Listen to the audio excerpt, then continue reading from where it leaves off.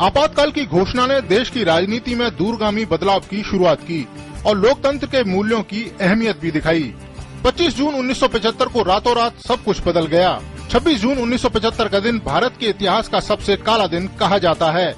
लोकतांत्रिक भारत का काला अध्याय 21 मार्च 1977 को खत्म हुआ। राष्ट्रपति फखरुद्दीन अली अहमद ने प्रधानमंत्री इंदिरा गांधी के अनुरोध पर धारा 352 के तहत आपातकाल की घोषणा की थी। आजाद भारत के दौर का ये सबसे विवादास्पद दौर माना जाता है। लोकनायक जयप्रकाश नारायण ने इसे सबसे काले घंटों की संज्ञा दी। इस घोषणा के तुरंत बाद रातों रात कई नेता हिरासत में ले लिए गए। वास्तव में 25 जून की घटनाओं की जड़ 12 जून 1975 थी। उस दिन सुबह सुबह ये खबर आई कि अदालत ने फैसला सुनाया है कि इंदिरा गांधी ने 1971 में रायबरेली चुनाव जीतने के लिए सरकारी मशीनरी का गलत इस्तेमाल किया था और इस कारण न्यायालय ने उनका चुनाव रद्द कर दिया और उन्हें 6 साल के लिए चुनाव लड़ने के लिए अयोग्य भी घोषित कर दिया। अदालत का यही फैसला आपातकाल लागू करने का मुख्य कारण बना, लेकिन सरकार ने सुरक्षा, पाकिस्तान के साथ युद्ध, सूखा, 1973 के तेल संकट का हवाला देते हुए इन्हें राष्ट्रीय सुरक्षा के लिए खतरा बताया। सरकार ने दावा किया कि हड़तालों और विरोध प्रदर्शनों के कारण देश की गति रुक रही है। सरकार ने आंतरिक अस्थिरता का हवाला देते हुए कहा कि इससे देश की सुरक्षा को खतरा है। वहीं आज भी लोगों को याद है कि इस दौरान जबरन नसबंदी की गई, राजनीतिक गिरफ्तारियां हुई और बड़े पैमाने पर झुग्गी झोंपड़ियों का सफाया किया गया। जयप्रकाश नारायण, चंद्रशेखर, मोरारजी देसाई, अटल बिहारी वाजपेयी, लाल कृष्ण आडवाणी जैसे धुरंधर नेताओं को बिना किसी कारण जेल में डाल दिया गया।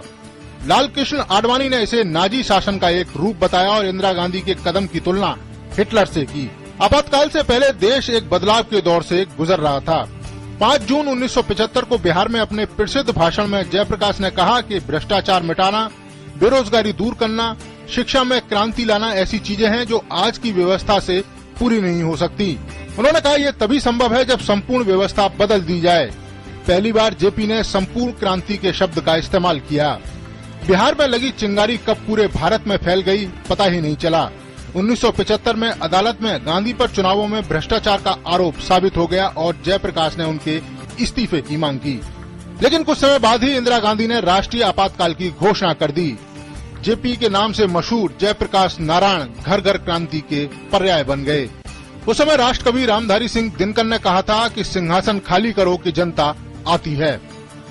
पूरे उत्तर भारत में कांग्रेस विरोधी लहर थी, लेकिन किसी को भी ये आभास नहीं था कि इंदिरा गांधी भी चुनाव हार सकती हैं। लेकिन जब नतीजे आए तो आधी रात को आकाशवाणी से घोषणा हुई कि रायबरेली लोकसभा सीट पर प्रधानमंत्री इंदिरा गांधी अपने प्रतिद्वंदी जनता पार्टी के राजनारायण से करीब 55,000 मतों से चुनाव हार गयी, तो पूरा देश स्तब्ध रह गया।